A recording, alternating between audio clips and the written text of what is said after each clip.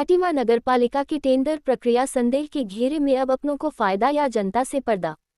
खटीमा ऊधम सिंह नगर उत्तराखंड।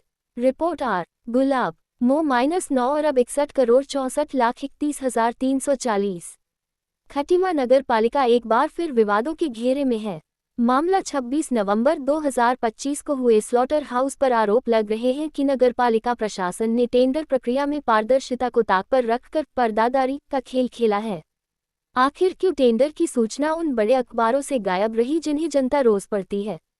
जब खटीमा नगर पालिका में कोई छोटा सा कार्यक्रम भी होता है तो उसकी खबर अमर उजाला, दैनिक जागरण, हिंदुस्तान, पंजाब केसरी, उत्तर उजाला, अमृत विचार और दैनिक भास्कर जैसे बड़े अखबारों में प्रमुखता से छपती है।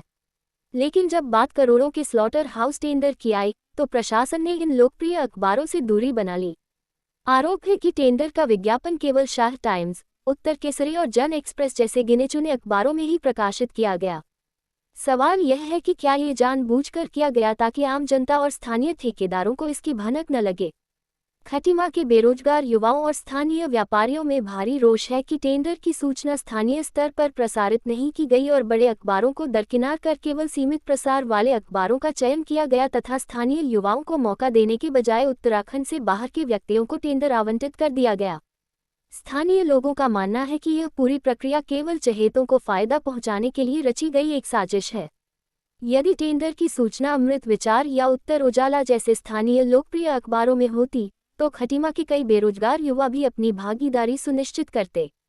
बाहरी लोगों को प्राथमिकता देना और सूचना को गोपनीय रखना नगरपालिका की कार्यप्रणाली पर गहरा प्रश्न चिन्ह लगाता है।